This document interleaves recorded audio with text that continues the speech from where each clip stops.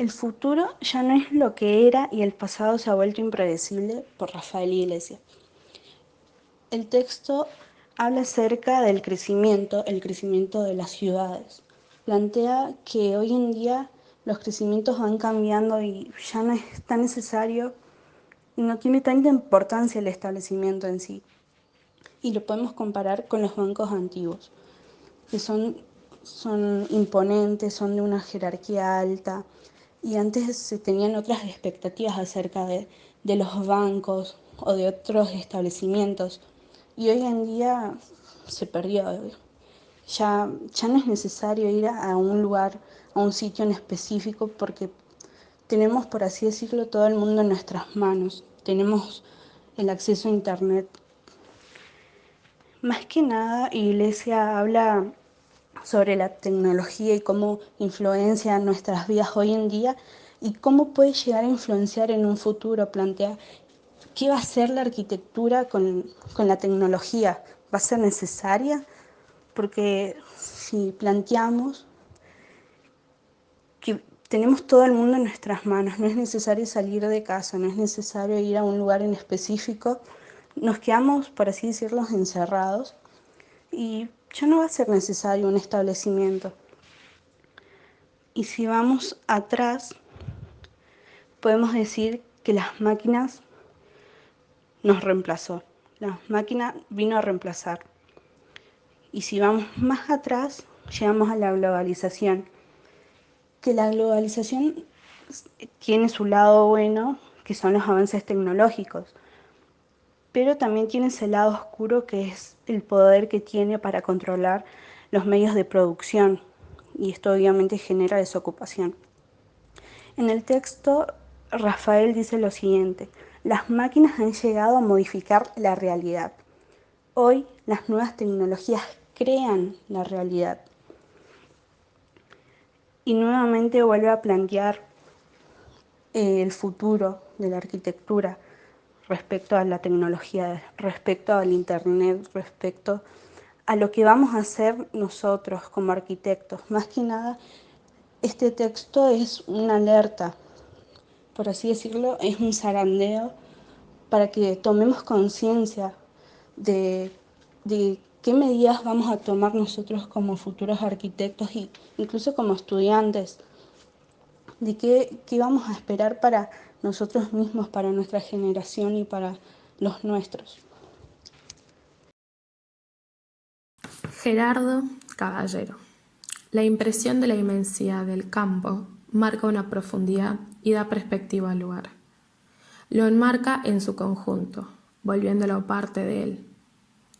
Al dibujar el cuerpo humano, el seguir las líneas, incluso las que prácticamente no existen, el volumen, las poses, la forma, la luz, el peso, te educa el ojo. El mirar los dibujos de arquitectos, prestando atención especialmente a las plantas para ver cómo el arquitecto recorrió y habitó el proyecto, incluso antes de su construcción. ¿Qué mira el arquitecto? ¿A qué le presta atención y a qué no? ¿Qué cosas les parece más importante?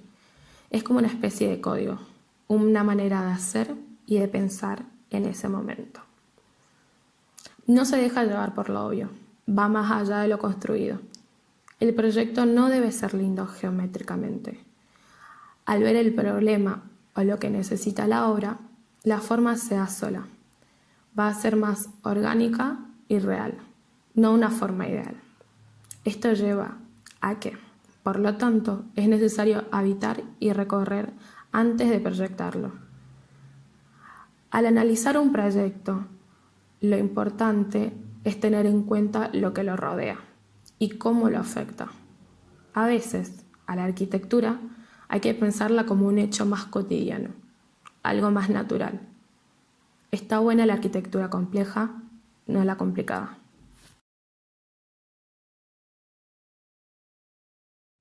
El texto sobre la arquitectura de la Catoni Basal comienza planteando las paradojas de la improbable situación actual. En un principio propone un espacio arquitectónico simple pero a la vez intenso, buscando revelar toda su potencia comunicativa, planteándose interrogantes tanto a niveles históricos y categóricos como estéticos. Al llevar a cabo sus obras, tienen en cuenta 3 puntos principales. En primer lugar está la equivocidad en relación a la economía. Esta expresa una maximización de la superficie en relación al capital invertido, posibilitando una mayor intensidad en el espacio, generando más confort. En otras palabras, plantea que a mayor cantidad de superficie, mayor es la calidad del espacio. El segundo punto es la visibilidad. Es una búsqueda de una mirada sin pausa, cavada y abierta por el edificio, pero que no le pertenece. Se basa en lo que el objeto puede mostrar desde adentro. El tercer punto es la anamnesis, que plantea nutrirse de lo vernáculo y de la historia. Busca atribuir el valor esencial de una vivienda social simple en su estética constructiva, pero sin dejar de lado los nuevos sistemas constructivos y tecnológicos. Saliéndonos de estos 3 puntos, la Catoni Basal busca crear espacios que contengan una continuidad y un proceso con un significado. El espacio habitable y el proyecto arquitectónico se implican y se explicitan mutuamente. El primer punto o el primer fragmento es el del reverso del espacio o la dislocación masa externa, masa interna. Este busca una coexistencia entre lo interior y lo exterior. Cuando éstas no se corresponden entre sí, una reversibilidad del espacio, una apropiación del mismo. Es decir, que intenta proyectar un exterior con un mundo interior totalmente diferente. El segundo fragmento es el de cuerpos diáfanos, los personajes del proyecto. La diafanidad es cuando un objeto debe llenarse de luz para poder transmitirla. De eso se basa este punto prácticamente. Busca que los diferentes elementos se relacionen entre sí, donde un cuerpo protagonista pueda transmitir su luz a otro y al mismo tiempo que estos otros cuerpos complementen al protagonista. El tercer y último fragmento es sobre la estratificación, donde la casa es ciudad y la ciudad es casa. Este busca hacer coexistir estratos espaciales fuertemente diferenciados, ver la manera en que las cosas se disponen relacionadas entre sí, tanto en el entorno como en sí misma, y a la vez generar interfaces inesperados. Expresa la vida en el espacio y al mismo tiempo conserva y respeta su entorno natural. Atmósferas de Peter Zumthor. Él se propone proyectar edificios en los que al entrar te transmitan algo, se vinculen con el sujeto y el entorno, que se produzca un enriquecimiento mutuo. Busca la calidad arquitectónica y la define como si un edificio me conmueve o no. Así usa el concepto de atmósfera, para englobar todo. Es algo que habla a la sensibilidad emocional, una percepción que funciona a una increíble velocidad y nos produce un entendimiento inmediato, un contacto inmediato, un rechazo inmediato. Entrar en un edificio, ver el espacio y percibir una atmósfera. Tener una sensación de lo que es, lo que transmite, lo que nos dice, a cada uno, porque las cosas nos conmueven dependiendo de lo que sentimos y llevamos dentro.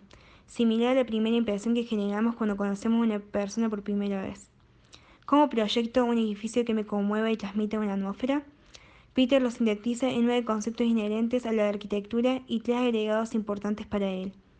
El cuerpo de la arquitectura, en el sentido literal de la palabra, nos habla de la masa, del material, el recubrimiento del espacio que podemos tocar, que produce efectos sensoriales en nosotros. Reúne estas cosas inmateriales para que juntos marquen cualidades ápticas y creen el espacio. La consonancia de los materiales. La madera, el hormigón, el hierro, piedra, no tienen límites, tienen miles de posibilidades con ellos. Se pueden combinar, pueden ser totalmente opuestos, pero aún así en un punto complementarse o contrariamente distanciarse y no vibrar juntos. El sonido del espacio. Cuando entramos en un edificio logramos captar sonidos, las mezclas, los amplifica, los transmite por todas partes. Y esto sucede por la forma y superficie de los materiales que conforman la arquitectura. Habla de construir espacios donde solo se escuchan los sonidos interiores. La temperatura del espacio, relacionarla con los materiales, ya que hay que buscar los correctos para generar un espacio interior acogedor y adecuado que se pueda ver, sentir y tocar. Las cosas a mi alrededor, habla de la arquitectura como recipiente, que sea capaz de contener todas aquellas cosas que queremos poner o para acoger el mundo que cada uno lleva consigo. Habla del futuro de los espacios como un sentido de hogar. entre el sosiego y la seducción, donde se ve la arquitectura como un arte espacial, que debe inducirnos a recorrerla y no conducirnos. Tiene que invitarnos a descubrirla y desde nuestra libertad, crear una sensación de totalidad en el espacio. La tensión entre interior y exterior, constante de lo abierto, cerrado, adentro, afuera, público, privado, pero que es indispensable una transición entre estos, la sensación de sentir envueltos de repente por el espacio. Los grados de intimidad, deja de lado el concepto de escala para ir más allá y hablar sobre el tamaño, dimensión, proporción, masa de la arquitectura en relación con el hombre, que el espacio nos da la libertad de sentirnos más pequeños, más grandes. La luz sobre las cosas se refiere a pensar el edificio como una masa de sombras, para después insertar la luz natural y así elegir los materiales con la certeza de saber cómo reflejan la luz y hacer que todo quede en armonía, priorizar la luz natural sobre la artificial. Y por último, Sumser plantea la arquitectura como entorno, donde el edificio se convierte en parte de su contexto, pasa a ser parte de la vida cotidiana del lugar donde se inserta y la coherencia, donde cada cosa tiene una explicación, una conexión entre lugar, forma y uso. Y concluye con la forma bella, que su proyecto encuentre su forma.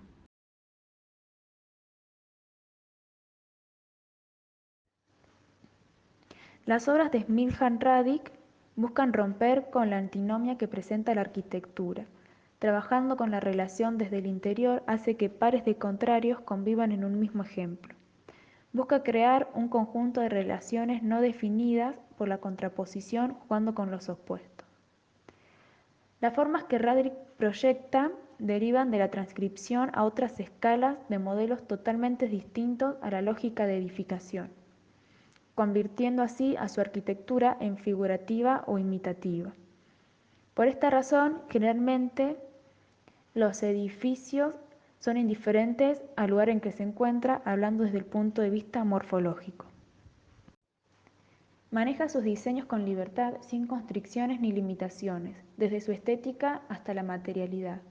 Al permitirse tal libertad, suele combinar diversas formas, materiales, estilos, sin importarle la estética. Sus obras son despejadas y directas, con decisiones formales nítidas y articuladas, donde los opuestos terminan por derramarse uno en el otro. A pesar de no seguir con un patrón a la hora de formar un nuevo proyecto, existen una serie de puntos que, en su mayoría, están presentes en sus obras. El primer punto que identifican las obras de Radić es el caminar en círculos. Las plantas se ordenan alrededor de un núcleo donde plantea un recorrido circular en su interior con la posibilidad de dar vueltas en torno a ese algo, pero siempre de forma sutil, reduciendo o concentrando las circulaciones o creando ejes imaginarios que te lleven de vuelta a ese mismo núcleo. Ese núcleo puede ser un patio, una escalera, una habitación, etc. El segundo punto son los objetos como habitantes. Radić ve a los objetos interiores como simples cosas dentro de un gran estuche. No piensa en un espacio en relación a ellos, sino en dejarlos habitar como si fueran esculturas a las cuales se las puede rodear, dándole un cierto protagonismo.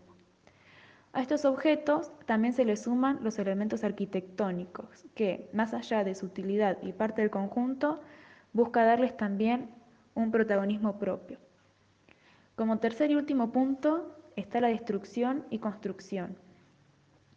Suele jugar con la idea del abandono, la destrucción y el derrumbe, simulando inestabilidad en sus obras.